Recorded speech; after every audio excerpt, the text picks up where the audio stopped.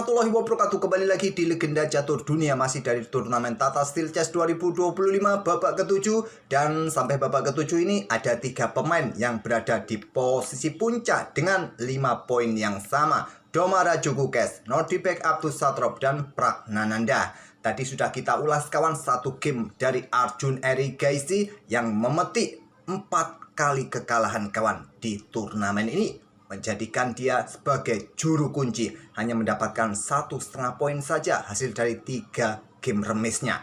Nah, sekarang kita akan ulas permainannya Domara Jugukes. Di babak ke-7 dia mengalahkan seniornya Pentala Harikrishna. Nanti kita akan lihat rajanya Domara Jugukes ini naik kawan, membantu serangan. Bisa dibilang terpaksa naik kawan, karena juga sempat diuber-uber. Tapi sebelum itu izinkan admin untuk promosi channel baru admin, bukan channel catur, channel pengetahuan umum kawan, Adipedia. Ya, sebagian kawan-kawan sudah mampir dan membantu subscribe. Ayo bagi kawan-kawan yang lain mampir subscribe, dan bisa kalian lihat juga video-videonya, masih 1 video.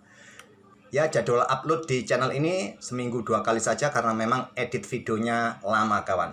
Tidak seperti channel-channel game ya, tinggal record screen recorder sudah bisa jadi video. Makanya channel YouTube gamer itu murah kawan RPM-nya. Oke kawan, kita ke papan analisis dari permainannya Jugukes versus Pentala Harikrishna di babak ke-7. Jugukes pegang putih, mengawali dengan pion raja, pion E4, ada pion E6 French defense. Pentala Harikrishna melawan Jugukes dengan French defense. Mungkin ide dari Ding Liren yang mengalahkan Jugukes di game pertama Desember lalu. Dia ingin manfaatkan kelengahan Jugukes di permainan French defense. Dengan pion D4, pion D5 variasi pion maju. Pion C5 kawan, ada pion C3 langkah utama. Nah, kuda C6, kuda F3 masih langkah utama, gajah D7 ini juga langkah utama. Jadi di posisi ini saat kalian pegang hitam ada 2 opsi kawan, gajah D7 atau menteri kawan, keluar ke petak B6. Bisa kalian tekan terus pion ini. Nah, pion A3 akan membantu kontrol petak B4 agar nanti jika terjadi jual beli petak D4 tidak memberikan kesempatan perwira hitam yang lain untuk melakukan serangan. Yang biasa akan disusul dengan kuda hitam bisa mendorong pionnya kawan ke petak C4 untuk menghadang pergerakan pengembangan gajah D3. Nah, putih bisa melanjutkan dengan pengembangan kuda B D2, kuda A5, dan dilanjut gajah E2, gajah D7, dan seterusnya bla bla bla. Oke, memilih dengan gajah D7 tadi Pentala Harikrishna seperti biasa di tahap pembukaan akan sebisa mungkin dan menjadi hal yang lumrah ya di Legenda Catur Dunia, admin tunjukkan berbagai macam variasi. Gajah berkembang ke petak E2, bang. Kenapa gajah ini tidak dikembangkan saja ke petak D3 bang untuk mendapatkan diagonal serang langsung? Karena di sini kawan masalahnya, hitam akan membuka permainan langsung. Pion C pukul, pion D4, ambil balik. Nah, di sini kawan ada menteri B6 menekan pion ini. Kalau ke petak C2 buka akses bagi menteri kawan, ada kuda B4, gajah terang kalian jatuh. Kalau ke petak E2, hitam punya tempo kawan, kembangkan kuda satunya, kuda G ke E7, dan akan tetap memberikan pressure bagi pion petak D4 nanti. Oke, oleh karena itu kebanyakan pada umumnya hanya ke petak E2 saja. Nah, kuda G ke E7 siap mempressure pion yang di sini, nanti akan diikuti menteri. Rokade amankan raja, dan pion C pukul pion D4, ambil balik. Kuda F5 menekan pion yang di sini. Ada kuda C3. Apa manfaat kita kembangkan kuda C3 kawan? Ini untuk antisipasi pergerakan menteri ke petak B6 bisa kita serang nanti. Pion A6 kontrol petak B5 dari aktivitas perwira, dan juga berikan tempat bagi menteri ke petak B6, tetap pressure pion ini. Kalau ada serangan kuda A4 dia masih bisa mundur ke petak A7. Raja H1. Apa ide raja ke H1? Pada umumnya raja geser ini untuk menghindari diagonal yang bisa dimanfaatkan oleh sniper-sniper lawan. Tapi ada juga berikan tempat bagi benteng dan sangat jelas kawan. Dia akan segera dorong pion G-nya. Benteng C8, langkah bagus. Kemudian di sini ada benteng B1 untuk dorong pion juga lajur B, menteri B6, dan di sini kuda A4. Jika kalian mencoba menyerang menteri, seperti tadi kawan, menteri akan tetap memberikan pressure bagi pion D4. Itulah guna pion A6 tadi yang saya tunjukkan di awal. Memilih dengan pion G4, usir kuda kawan, dan mencoba memaksa kuda ini caplok pion yang ada di petak D4 karena sudah mendapatkan banyak dukungan dari perwira yang lain. Kuda mundur, kuda F mundur ke petak E7. Kalau ingin caplok pion ini kawan, menggunakan kuda C. Jangan menggunakan kuda F karena ada gajah E3. Kalian bisa kehilangan satu perwira. Kalau kalian backup dengan gajah C5, masih ada kuda A4. Kalian kalah ya. Kalah perwira. Nah, kalau mau caplok pion ini menggunakan kuda C. Apa bedanya? Kuda F tetap menjaga peta E3 dari gajah E3 kawan. Nah, pion ambil kuda F5 memang terlihat melakukan pengorbanan. Kalian lanjut kuda pukul kuda F3, ambil balik kawan di sini. Maka hitam akan meluncurkan benteng. Diambil oleh pion, benteng di sini jatuh. Kalau di sini gajah ke E3 terlebih dahulu untuk ancam menteri, maka sikat gajah ini dengan benteng, ambil balik, dan menteri ambil pion E3.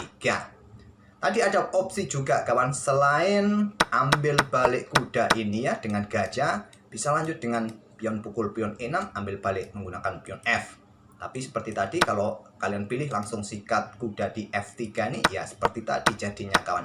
Nanti hitam akan kalah kualitas perwira, cuma hitam punya aktivitas menteri yang bagus dan juga mendapatkan beberapa pion ya. Kalau pion pukul pion, ambil balik menggunakan pion F kawan agar tetap terkoneksi dengan pion D ini, agar tidak ada ancaman pada pion ini.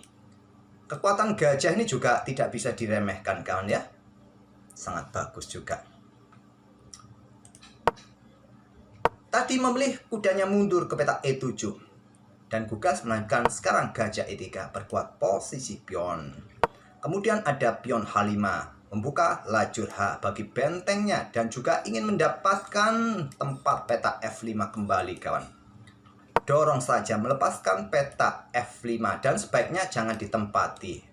Petak G6 blokade laju pion yang kuat. Memilih kembali ke petak F5. Korban pion kawan untuk merusak struktur pion hitam.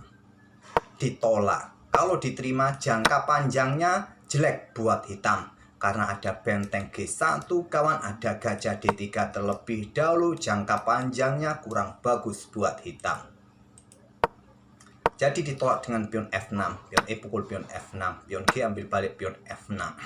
Baru gajah D3 atau benteng G1 terlebih dahulu. Oke, gajah D3 masih oke. Kuda C mundur ke petak E7, backup saudaranya, benteng G1, kemudian gajah G7. Kuda A4 serang menteri, menteri ke D6. Ke petak B4 merupakan opsi terkuatnya. Oke, ke petak D6 pilihan Pentala Hari Krishna, dan di sini kawan kuda langsung ke C5 ini juga bagus ya. Ancam gajah, ancam pion di sini kawan. Memilih dengan langkah pion B4 langsung dan pion B6 kontrol petak C5 sepertinya melepaskan pion. Pion B5 dimainkan oleh Domaraju Guys, tidak tertarik pion Bahenol karena ada benteng A8. Coba lihat tusukan pada gajah kuda kawan.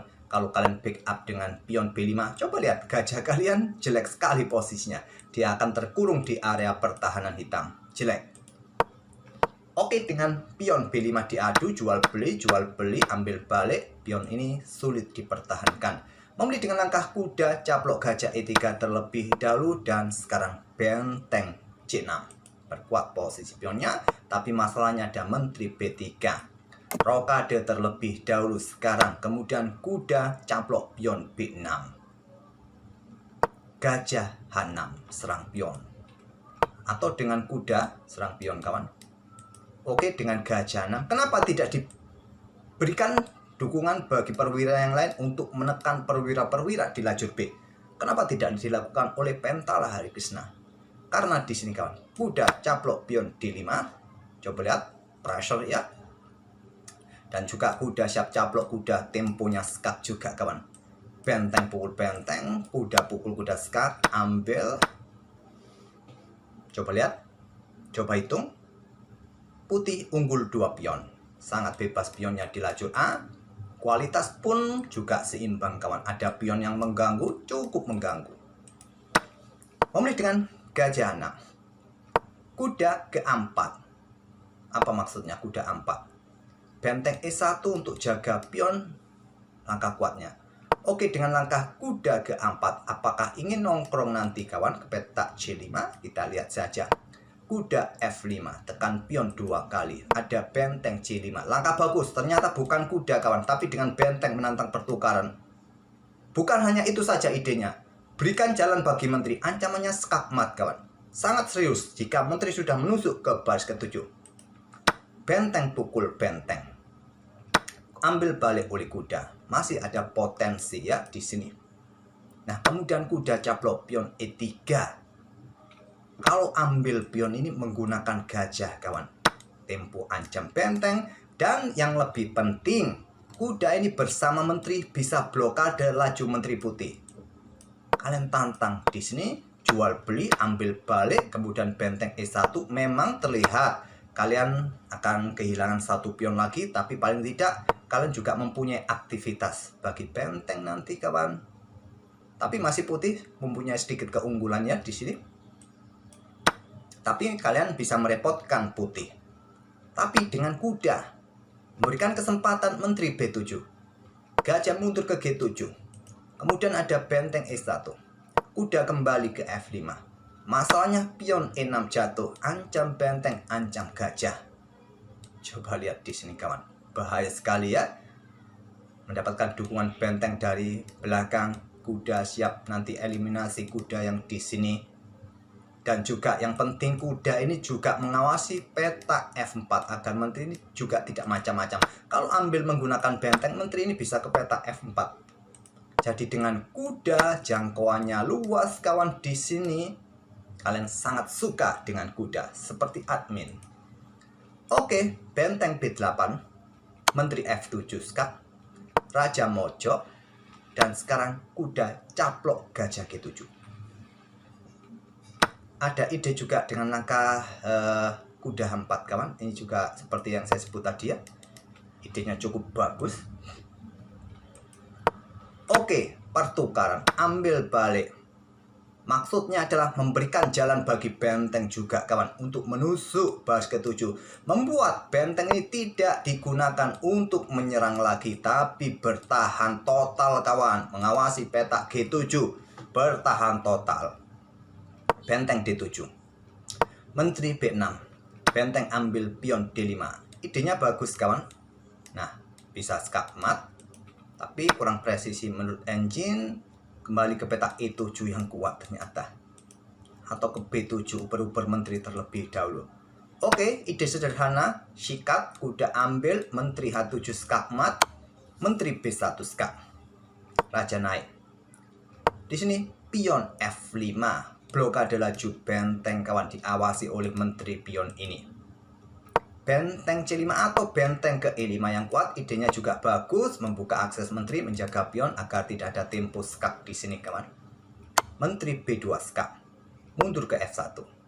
Maju juga boleh, mundur ke petak F1, skak lagi, tetap melakukan skak di ruang gelap kawan. Maju ke petak F3, skak lagi, akhirnya maju ke petak G3. Serahkan pion petak H4. Ini adalah trik kecil dari Pentala Harikrishna. Jangan sampai terkecoh. Tidak mau ambil. Kalau ambil dengan kuda, remis. Kalau ambil dengan raja, kalah. Kalau diambil dengan kuda, maka di sini menteri ini akan ke petak E2. Coba lihat di sini kawan. Coba lihat. Nah, mungkin di sini kalian ambil pion, maka kuda ambil balik skak. Kalian tidak mau ambil pion, mungkin dengan kuda F3 blokade. kuda ke H5 skak kawan. Repot bukan? Mau kemana kalian? Ke peta H3? Wassalam ya, wassalam. Tidak mau meninggalkan kuda dan tidak ingin kena tempo, ya raja bergerak ke peta H4. Kemudian skaknya itu di peta E4 kawan. Raja maju ke peta G5, menteri skak peta F4 saja. Jangan skaknya di sini. Raja ke sini, ya wassalam kawan. Kalian mau skak lagi, masih ada kuda blokade dan ancamannya serius bisa skak mat. Jadi skaknya serahkan kuda menteri F4 skak. Raja ambil kuda dan kalian bisa melakukan skak di sini kawan. Terus menerus dan kalian akan menikmati hasil remis. Nah, kalau pion ini diambil oleh raja, beda lagi, tidak remis tapi bisa kalah. Menteri akan melakukan skak di peta F2. Kalian mau kemana? Nggak ada tempat lagi. Ke sini ya kuda jatuh, tempo skak lagi. Oke, repot. Maju saja. Kalau ke ruang terang nggak bisa ya, ada kuda, jadi terpaksa peta G5. Kalian bisa melakukan skak di ruang gelap ini. Peta E3 skak. Raja ke F6 mungkin kalau kalian mundur lagi ke sini, ya skaknya malah lebih cepat ya. Nah, skak mat kawan. Oke, di sini raja langsung ke peta F6. Kuda E8 skak kawan. Kalian mau kemana? Terpaksa kalian pukul dengan menteri. Kalian kalah. Jadi, pion ini adalah trik terakhir dari Pentala Harikrishna supaya terhindarkan dari ancaman skak mat atau kekalahan. Raja ke F4, pilihan bagus dari Domara Jugukes. Menteri B8 skak karena sudah tidak mempunyai skak-skak lagi di sini ya. Sudah ada yang mengawasi, jadi skaknya di belakang. Menteri B8 skak. Blokade dengan benteng. Menteri D6 kawan. Dan raja maju ke G5. Di sini Pentala Harikrishna menyerah di langkah ke-45. Menyerah karena ancamannya begitu banyak kawan, begitu banyak. Pion jatuh atau pion di sini juga jatuh, ataupun raja juga siap menyelinap ke sini kawan. Kalau di sini kalian ancam menteri, ya ada tantangan menteri ke peta E7, mungkin jual beli di sini, ambil balik. Kalian kalah banyak pion ya, kalah banyak pion. Mau kemana kalian? Apakah dorong pion ini untuk melakukan aksi di sini? Dihadang, repot kawan, kalah jumlah pion kalian. Benteng mencoba ancam pion yang di sini, raja 6. Nah coba lihat, kalau kuda ini lari mau kemana? Ke sini saja. Diikuti kuda juga ikut bergerak kawan, membantu serangan. Udah, nggak perlu saya lanjutkan lagi. 5 langkah, 6 langkah berikutnya skak mat. Kalian bisa ikuti nanti seperti ya. Kalau ke sini malah skak mat lebih cepat. Kalau kalian melangkah mungkin ambil pion yang di sini saja, maka kuda ini ke D7, ke F6, benteng H7, skak mat. Oke, tak perlu kita otak-atik lagi. Silahkan kalian lanjutkan sendiri sebagai bahan latihan untuk melakukan skak mat. Itulah kawan kemenangan ketiga dari sang juara dunia Domara Jugukes. Semoga bisa menghibur kalian dan kita akan bertemu di video-video berikutnya. Terima kasih. Wassalamualaikum warahmatullahi wabarakatuh.